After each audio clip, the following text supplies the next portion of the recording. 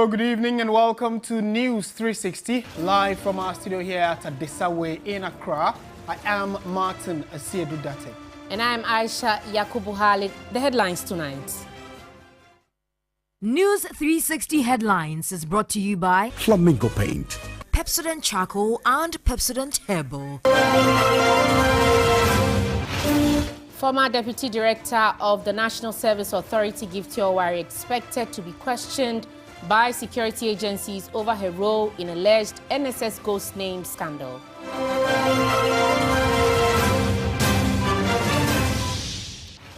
Also coming up, President Mahama advocates a review of law that mandates the executive to appoint majority of ministers from Parliament as he meets Constitutional Review Committee members. Members of Parliament disagree again over conduct of debate on the State of the Nation address.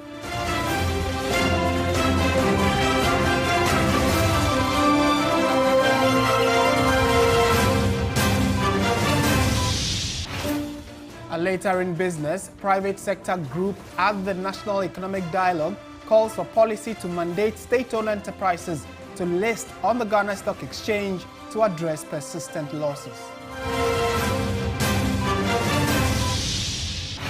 Elsewhere in the world, UNICEF says armed men raped and sexually assaulted children as young as 1 during Sudan's civil war.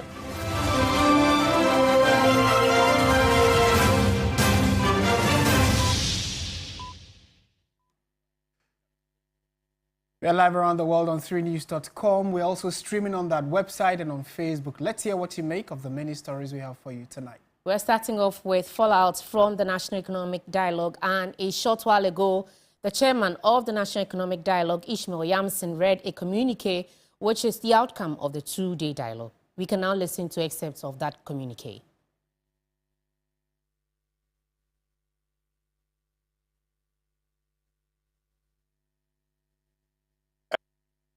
Pursue inclusive and sustainable growth for economic transformation. Accordingly, we encourage government to establish new agricultural institutes and enhance existing ones to foster expertise, drive innovation, and stimulate interest in industrialized agricultural production. Review and introduce a streamlined tax system for agricultural inputs and outputs to promote efficiency, reduce burdens, and support sector growth. Develop policies that proactively address skill gaps by aligning current and projected developmental priorities. 3, promote private sector-led growth to unlock the full potential of businesses. We emphasize the need to 1, structure and institutionalize a platform for sustained government-private sector engagements. 2, enhance the African awareness and provide hands-on support to businesses to maximize trade opportunities. 3, direct a portion of banks' cash reserve requirements toward credit creation and provide tailored financing. And 4, fast-track company registration and licensing with strict adherence to service-level agreements to secure timely approvals. 4, innovatively address the infrastructure deficit to advance transformation. Key among the efforts must be to A, introduce a range of investable asset classes in infrastructure through the Ghana Stock Exchange and the Ghana Infrastructure Investment Fund. B, revise pension fund investment regulations to align with infrastructure projects, ensuring sustainable development and long-term economic growth. C, establish a performance management system for road construction and maintenance. And D, ensure that the road fund is used exclusively for road maintenance and operational improvements. That is a communique as read by the chairman of the National Economic Dialogue. Meanwhile, at the same event, the vice president has given the firm assurance that government will implement every recommendation contained in the communique of the two-day National Economic Forum without delay. Speaking at the closing ceremony of the dialogue, Professor Nana Jane Opoku-Agyeman says the government of President Mahama will build a more resilient and inclusive government. The benefits of such actions are improved connectivity, reduced costs, and unlocking new opportunities for businesses and communities across the country.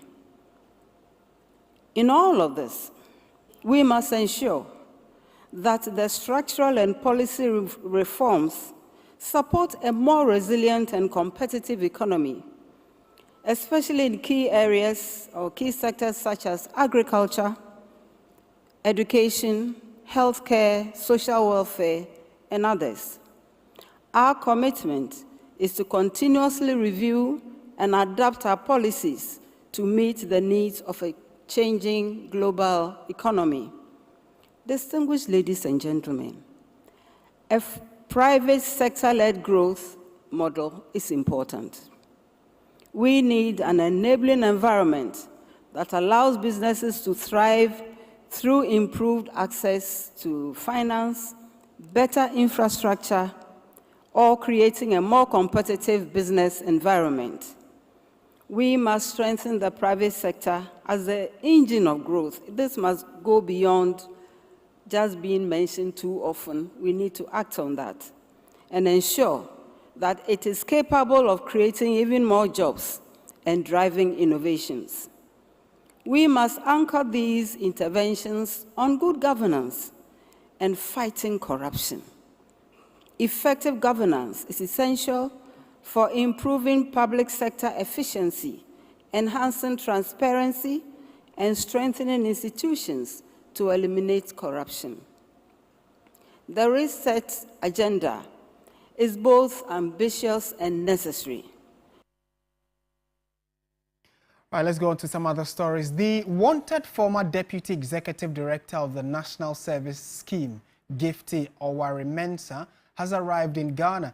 Her arrival ends weeks of speculation surrounding her whereabouts amid allegations tying her to the NSS payroll scandal, which uncovered some 81,885 ghost names.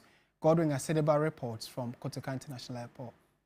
Of the National Service Scheme, Gifty Owari-Mensah arrived at the Kotoka International Airport today, March 4, 2025, at approximately 12:30 p.m. I'm aware that Gifty arrived this afternoon. I've been in touch with her.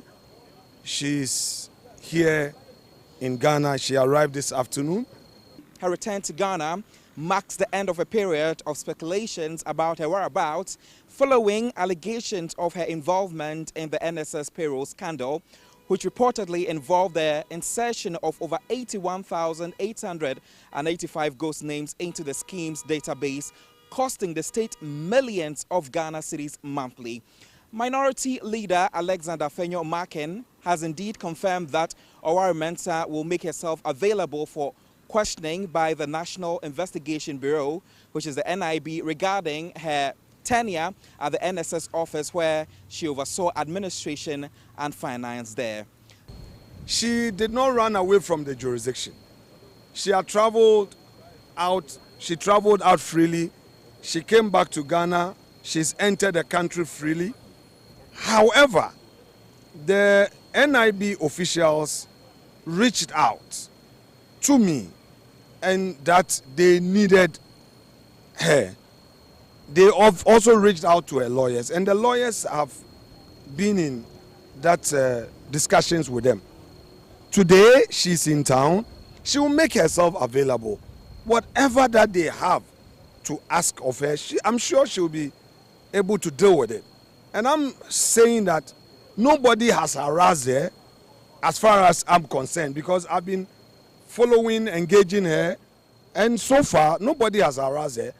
This follows reports indicating that NIB officers had planned to arrest her upon arrival for interrogation as part of their probe into the alleged payroll fraud. However, Key figures from the New Patriotic Party and whose administration she served are reportedly mobilizing to accompany her to the NIB offices, suggesting political support amid the unfolding investigation. MPP is not against accountability, me inclusive. We've been in public service, we are out of office. Obviously, if the new government needs former officials to explain certain matters in one way or the other, it's within their right to pursue such. And if it means investigating, there should be no problem. What is important is to follow that due process. And once due process is being followed, why not? I mean, after all, once you get into public office, you must all be mindful that... Did it take a lot of convincing to bring her back into the country? No, the person was not running out. She was on holiday. You know, this era of social media.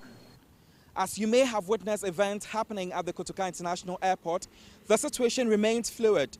Owari Mensah's next steps, presenting herself to the NIB, will likely determine the trajectory of the investigation and her public standing. Authorities have yet to confirm the exact timing of her questioning, but her arrival signals a critical development in the ongoing effort to unravel the NSS payroll scandal. Godwin Asideba, TV3 News. And you would recall that President Mahama himself recently, during the State of the Nation address, directed the security agencies to bring persons behind the alleged ghost name scandal to justice. Let's listen to the words of the president when he spoke about this particular issue. I've already tasked our investigative bodies to bring the culprits of the National Service ghost name scandal to justice. Such brazen theft of public funds must not go unpunished. It is estimated that the criminal addition of some more than 80,000 ghost names could have yielded the suspects over 50 million Ghana cedis every month. Unfortunately, some of these suspects are believed to have absconded from the country already.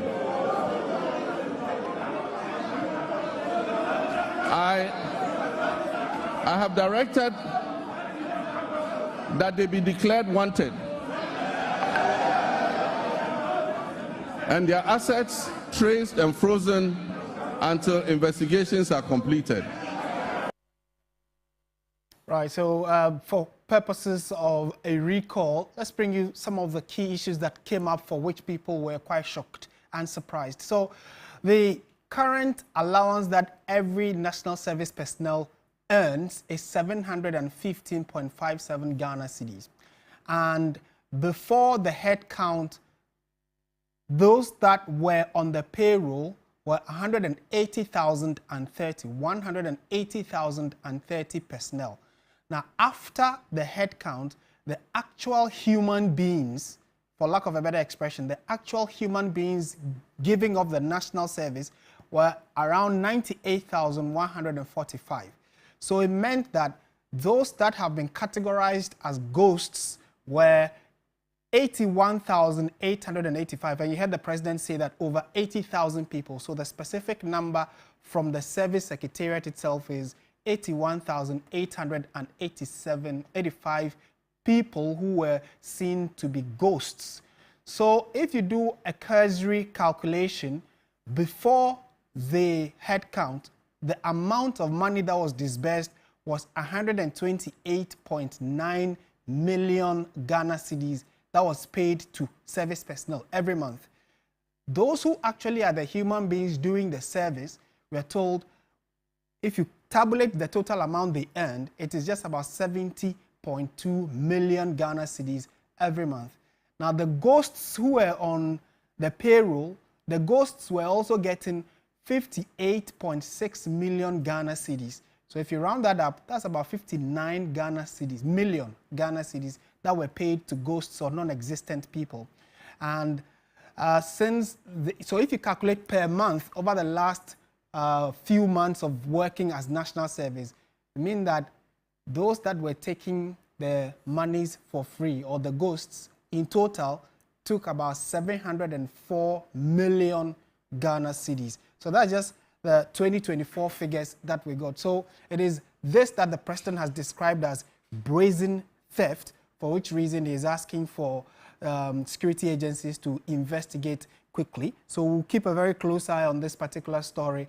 As now she's in the country, we'll see what next steps will be taken. Right, moving on, President John Dramani Mahama has highlighted key amendments that will strengthen governance of the country. At a meeting with the Constitution Review Committee, the president said key to his success as president and reset of the country will be to have these amendments that will boost confidence in Ghana's democratic dispensation.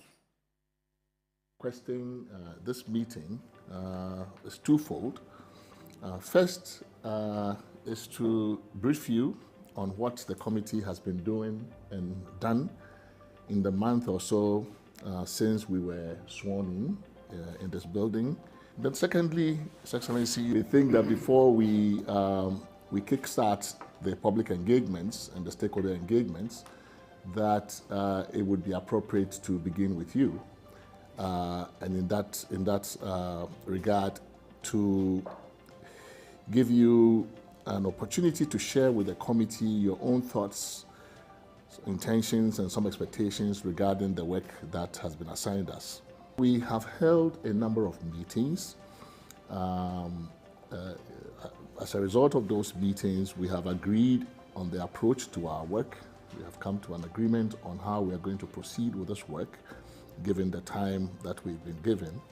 We have also agreed on a set of guiding principles that would inform the deliberations that we will undertake as a committee, as well as the proposals and recommendations that we would make to you. Also on logistics, we have recruited a pool of legal assistants and researchers and a project team to constitute the secretariat for the committee. We've also managed to get our website operational and have made some initial communication to the public, showing them to our website and inviting them to interact or interface with the committee through the website. We've also done some initial outreach to identifiable stakeholder and interest groups. I believe this is our best opportunity to be able to carry out the review of the Constitution and build consensus around making it a more living document. This is not an ad hoc amendment. We want to look at all the things that would make this a living document relevant to the times in which we are. As you said, Fiajo report, white paper was issued, and then this Chairman Sabunso report become the source documents for the work that you're starting. So it's not like you're starting from scratch, so it makes it easier for us to synthesize, listen to the public again, and see what new ideas have come up. They say wisdom does not exist in one head, but in as many people as possible. So off the top of my head, several issues, have come. One, to do with election of district chief executives. That has been an issue that has been canvassed over and over again. There's also the issue of Article 71 office holders. And there are emoluments being different from ordinary mortals. And so that's a vexed question that you have to look at. For me, right, so that's President John Dramani Mahama. Now, the committee met him, and clearly the reason they went to see the president was to find out from him as president what were the key things he would hope that the committee would also consider in their review of Ghana's constitution. And the president touched on three key things, one being the election of MMDCEs, and then just before the soundbite went off, he also talked about the emoluments of Article 71 office holders. We'll come to that shortly. But why is this important? The MMDCE elections, or election of MMDCEs, is important because the previous government, Nana Akufo-Addo's government, considered the fact that they should not be appointed. That's what the Constitution says in Article 2431. It says MMDCs are to be appointed by the president with consent of the Council of State, and it goes on to talk about the fact that if the position becomes vacant, then there are the right steps to be taken. So he is hoping that the committee will consider whether or not MMDC should be elected and put in the necessary arrangements for that election to happen. Now there's also debate about, so this is if a vote of no confidence is passed in the MMDCE, the president shall be able to also revoke the appointment of the person, or if the person dies. These are the grounds on which any MMDCE can be removed or taken out of office for a new person to take place. Now, this is a very particular one you need to pay attention to. During the campaign, John Mahama indicated that if he becomes president, he was going to scrap the emolument of Article 71 office holders, and this is why. The current constitution says that the salaries, allowances, and facilities for the president, vice president, the speaker of parliament, the chief justice, the justices of the Supreme Court, members of parliament, ministers of state, and other specified officials, all these people make up Article 71 office holders, and they have special emolument. And the president, there you heard him say that it's as though they get something from out of the blue, extreme enjoyment more than the ordinary Ghanaian. Now it says, except that the majority of ministers of state shall be appointed from among members of parliament. That's another issue. He wants the committee to look at that. Picking ministers of state from parliament is also a challenge that he hopes that the committee can properly look at going forward and advise the president on how the constitution should consider all those facts. So those are the key issues that came up at that meeting. And now a group known as the Volta Diaspora Caucus have gone on protest against a recent verbal assault on the daughter of the former president, Senator Ajiman Rawlings. Safwa Boahen followed the group of petitioners who marched through the principal streets of Accra to Parliament.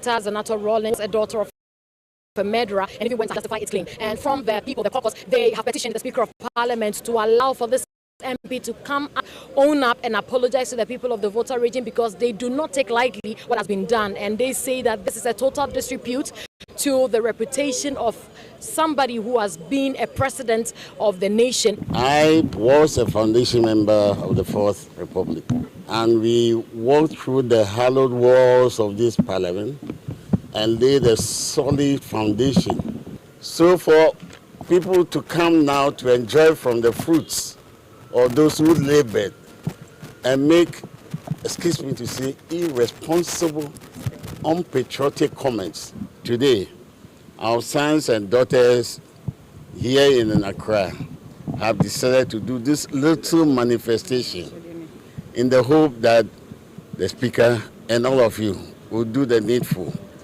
Whoever made that statement must own up or must be found. This is just the first step. If after this we don't find him, we will find our own way of making that person out. Let me assure you that the petition will get to the right source. I'll personally walk over to the office of the Speaker. I know he's caught up in some engagements. He's not even in the chamber now. So I'll walk to his office immediately and engage him on this petition. I recognize the seriousness attached to the petition because of the sentiments that this petition evokes. Mr. Speaker, who has always done what is right, as your good self is aware, will certainly, bring speed to this particular matter. Thank you.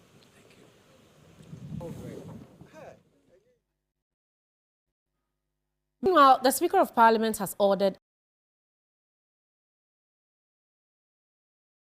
an immediate investigation into the comments on the floor of the House. Majority Leader Mahama Ayariga is leading support to the Privileges Committee to bring the perpetrator to book, while the Minority Chief Whip, Frankano Dompre, has also sought to bring the attention of the Speaker to some equally disparaging comments made against him.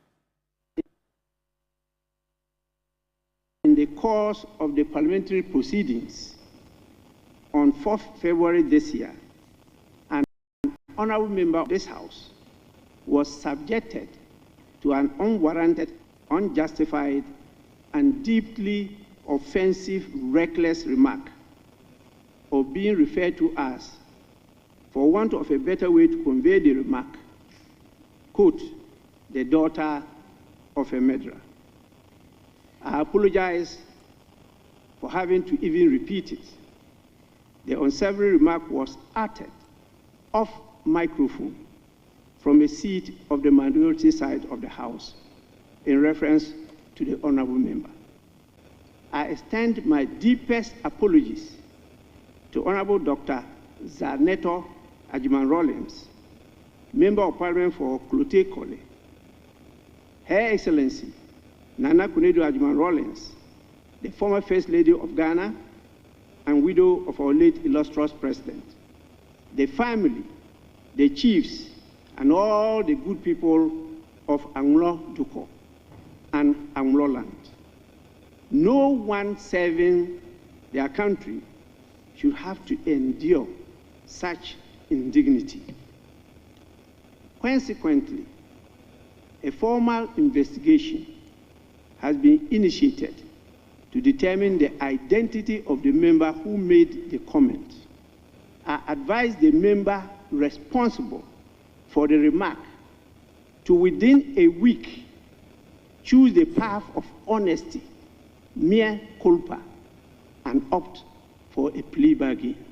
Mr. Speaker, I will join you to urge colleagues to be decorous in the way that we conduct ourselves in the chamber. I believe that the investigation that you have launched will definitely unravel the individual who engaged in such a reckless comment. And I also urge whoever it is to own up as directed by the Speaker. Right, so away from Parliament, let's take a quick trip up north, because some disturbing reports indicate that basic schools in Nanik and Bimbagu communities in the Buprungu Napanduri district have been closed down. This follows a renewed chieftaincy dispute between two communities. The Nanik community was attacked on Friday, the 28th of February, leading to the death of some 3 persons. The two communities have been deserted by residents following what we are being told are sporadic gunshots, leading to the closure of about 20 schools within the two communities. Let's get further information on this. Christopher Mwako is our correspondent who's joined us. Chris, thank you for joining us. First of all, how disturbing is this particular issue where we are told that schools have been closed down because of the clashes? Yes, so Martin, when the incident happened on Friday, February 28th, the Nanik community was totally deserted. The people had fled to nearby communities. Others had to even sleep in their farmlands.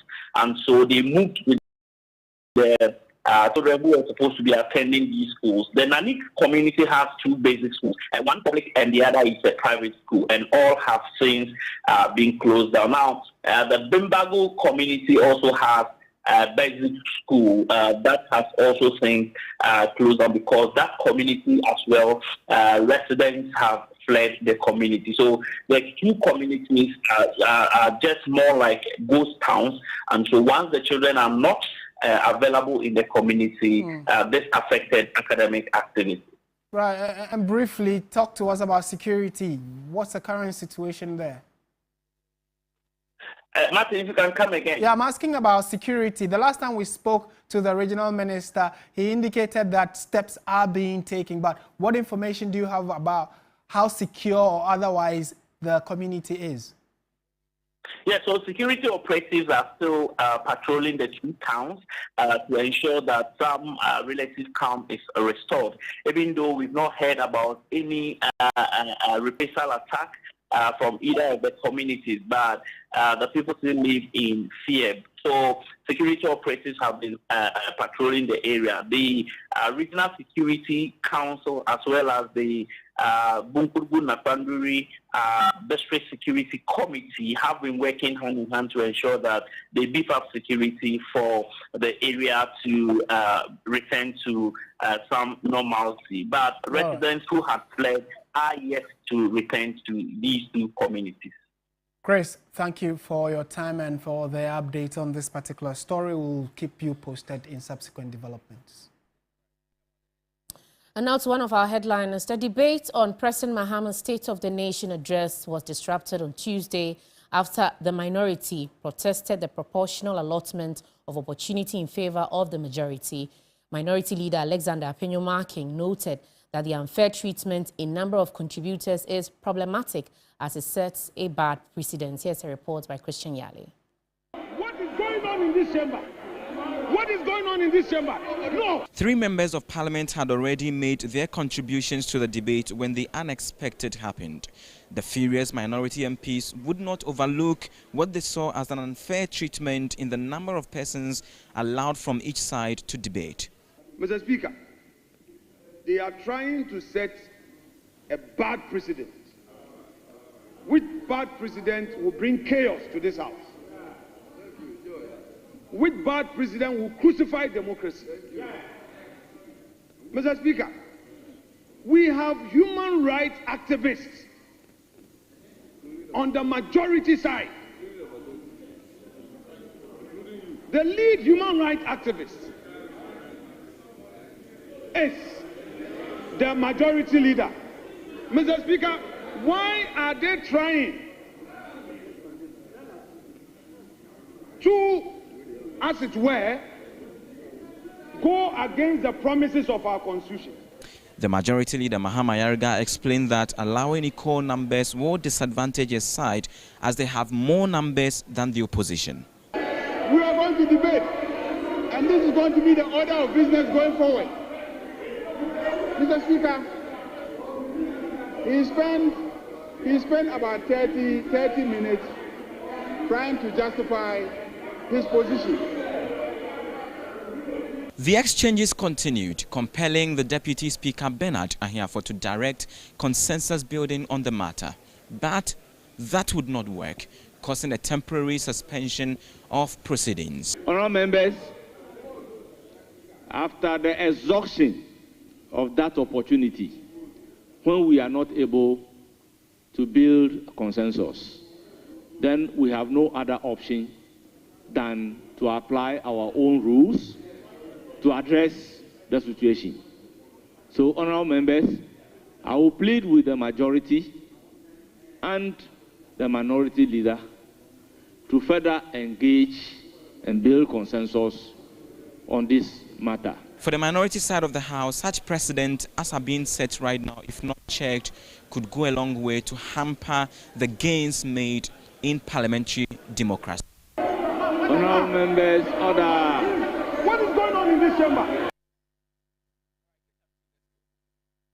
This is still News 360. Stay with us. We have the latest in the world of business, sports, entertainment, all coming up.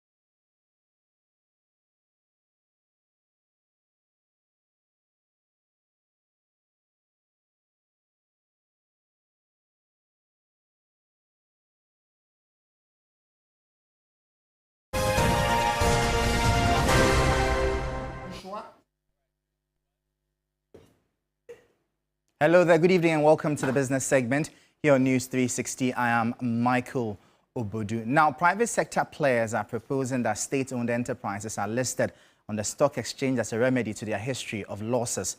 According to the group, this would not only help the SOEs raise the needed revenue, but also compel them to operate in a more efficient and sustainable manner. This was part of proposals made to revamp the economy at the National Economic Dialogue. From the Minister of Finance's presentation, we saw the state of many of our state-owned enterprises. And today we are cut out of international capital markets. And our state-owned entities problem requires that we develop strong domestic financial and capital markets. That is the base on which we must grow our economy. And so for the state-owned enterprises, weak governance and lack of access to finance is a bane of our SOEs. And what do we propose?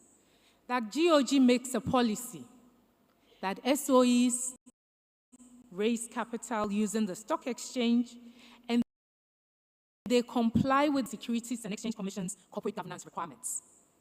Because these are requirements that talk about who should be on the board, the minimum qualification, who appoints the CEO. And these are good practices that have enabled private companies to be 200 years old. And these are good enough for all SOEs. The Center for Environmental Management and Sustainable Energy, CEMSE, has revealed that the introduction of the Gold for Oil initiative resulted in an accumulated loss of over 90 million cedis for the Bulk Oil Storage and Transportation Company Limited, BOST. This substantial loss significantly reduced the entity's profitability. Director at CEMSE, Benjamin Nsia, cautioned that should the initiative be reintroduced, it must be redesigned to benefit petroleum consumers. With the inception of the Gold for Oil, the profitability of BOST declined from over 300 million Ghana cedis to about 208 million Ghana cedis. So profit-wise, it didn't actually help BOST in terms of raising revenue, but rather declining revenue.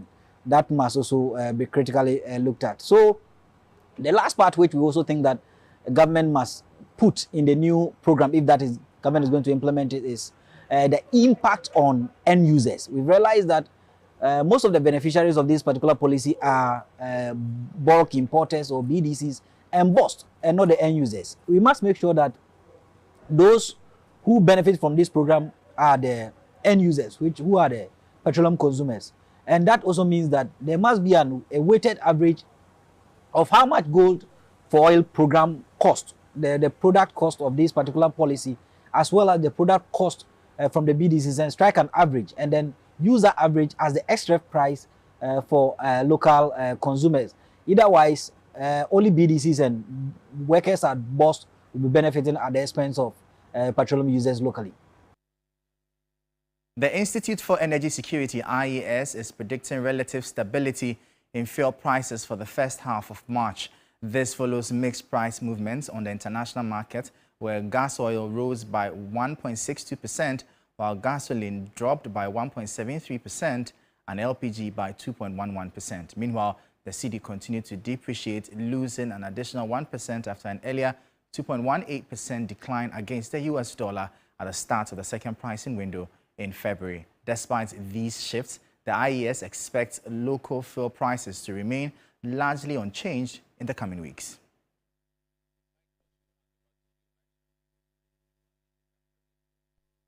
And that'll be all for the business segment here on News 360. I am Michael Obodu. Ayisha, over to you. In terms of news this evening, Ghana's Hajj pilgrims can now obtain their passports faster and with ease thanks to a newly established satellite passport office at the Hajj village. The Foreign Affairs Minister Samuel Okudzeto-Ablakwa, speaking at the launch, described the initiative as a major milestone in enhancing service delivery and ensuring a seamless application process for prospective pilgrims. The Foreign Affairs Minister hailed the establishment of the Satellite Passport Office as groundbreaking emphasizing it will ensure that Hajj pilgrims can acquire their passport with ease, streamlining a process that was once cumbersome. Never in the history of the Hajj pilgrimage have we had passports issued at the Hajj village. But today, history is going to be made, and passports are going to be issued from the Hajj. The cardinal objective is to bring convenience, is to take away the stress and the frustration. He further assured that the satellite office is fully equipped to operate independently, eliminating the need for applicants to return to the main passport office to complete their process, with pilgrims now receiving their passports within 3 days at no extra cost. We have set a target. When you apply for your passport here at the Hajj village, within a maximum of 3 working days, 3 days, you will receive your passport. There is no aspect of the processing that will be done in another location. You are not going to be asked, go to the Accra office, go to headquarters, or go to some other department. Everything will be done here. We have decided no special charges. We are not saying that because you are going to obtain your passport in 3 days, come and pay extra.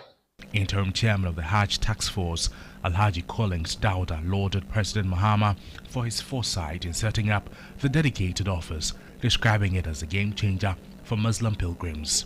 We can only be grateful to His Excellency the President of the Republic of Ghana, who has always shown magnanimity to the Muslim community. Anything that he has to do to improve the welfare of Muslims or Islam generally in this country, he goes in all out for it. Minister for Foreign Affairs Samuel Okudzeto-Ablakwa encouraged other groups in need of similar services to formally request consideration from the ministry. This is News 360. Let's now bring you some sports news.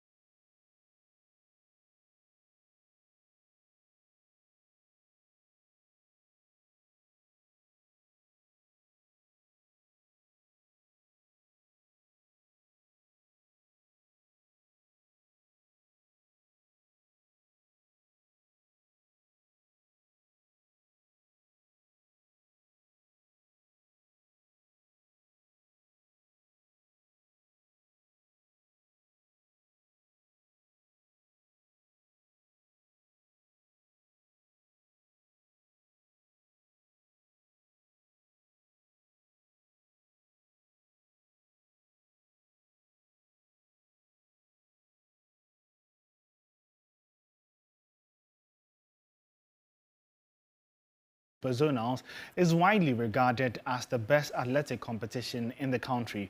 But over the years, many of these talents have faded away following poor transition plans from major actors in the sport. My colleague Emmanuel Owusu looks further into this conundrum.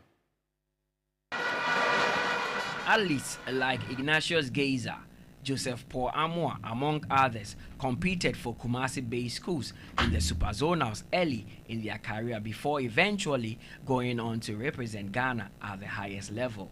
The 2025 edition highlighted potential of several talents like Janet Dapa of St. Louis, who set a new poll vote record, and Ernest Champon, also known as God of War, of Prempeh College, who dominated on the tracks. But the big question on how these athletes are supported down the line remains. So when they go to the institutions must take over to train them, because there are a lot of competitions organized by the Ghana Athletics Association. And so we expect these athletes future in all these competitions. But sometimes we don't even see. You see National Open Championship, you see few people coming from the institutions, and then you will not even see the security services coming out, apart from police, apart from the armed forces. Right now, it is the armed forces who are producing the athletes now. We can't see athletes coming from the police, the fire service, the prison service, as we normally see in the previous years. So these are some of the things. So when you come for our athletes, we expect them to build them up from there. Joseph Paul Amwa recounted how he almost gave up on athletics after secondary school, and family believes that these second cycle schools should pay more attention to the sports. When I finished high school, I stopped track and field when I went to tech. So it took my uncle talking to me and motivating me to come back to do it. I think I said it to Fatal or someone, after the African Games, and I mentioned that I really stopped running after that.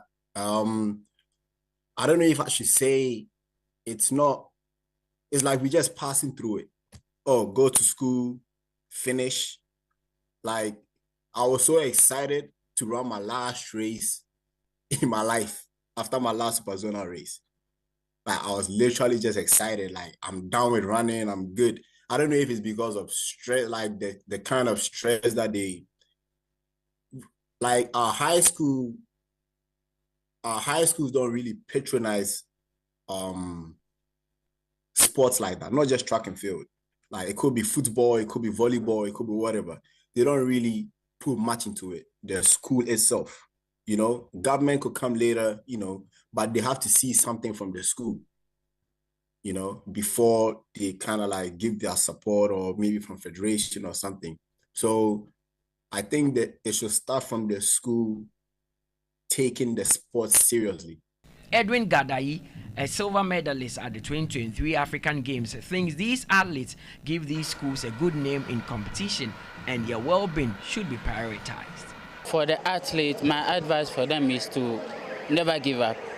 Although it's not easy, the beginning is not easy, but as soon as they didn't give up and they continue, they will be there. And for the other side, I would say the government have to come to their aid. They need support, and the nation needs support in terms of sports. And when you come to track and field, like, we lack support, especially government side, we lack support. So I'm pleading with the government to come to their aid. Ernest Champon, the overall best athlete in the just ended Super Zonals in Kumasi, is not perturbed by the current struggles in transitioning athletes. He remains resolute in his aim to become one of the best in the country. It is an mabamumbu. If you say, Anya, minim say, in Shiradi, when Yankupon say, Yamishrawa, Bibiano Bebu Abamida, Mimi say, Mabamunia de Emuda, may work hard. The 2025 Super Zonals highlighted a growing interest in the progress of many budding talents. It will be the hope of many that these talents do not fade out like many have in the past. Now, before we go, let's just get up to date with the UEFA Champions League round of 16. We've already had our first game, the early kickoff between Club Brugge and Aston Villa. Villa, the English opponent there, winning by 3-1. 2 late goals, an own goal, and Marco Asensio from the penalty spot to ensure that Unai Emery's men carry a hefty advantage into the second leg next week. But that's not the end. 3 more fixtures kicking off in the next 5 minutes. Real Madrid are home against City rivals Atletico Madrid. PSV face Arsenal, whilst Borussia Dortmund are home against French side Lyon.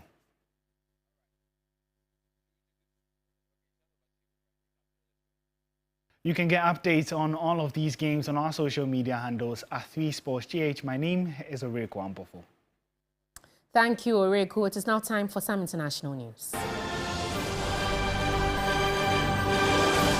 Armed men are raping and sexually assaulting children as young as 1 during Sudan's civil war, says the UN Children's Agency, UNICEF.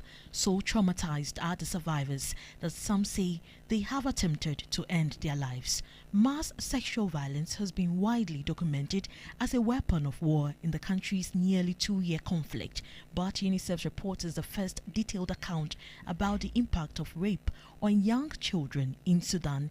A third of the victims were boys who typically face unique challenges in reporting such crimes and seeking the help they need. UNICEF says that although 221 rape cases against children have been officially reported since the start of 2024, the true number is likely to be much higher. The UK government has said it will not send further payments to Rwanda following the cancellation of the migrant deal between the two countries.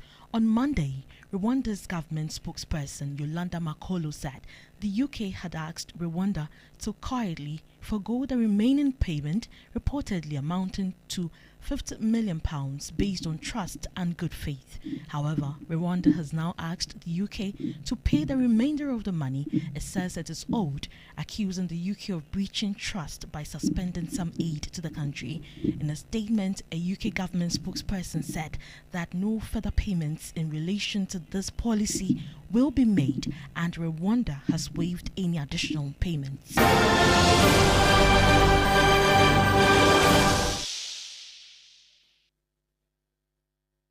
And that's how we bring the bulletin to an end. Thank you very much for watching. I am Martin Asiedu Dartey. My name is Ayisha Yakubu. Have a good evening.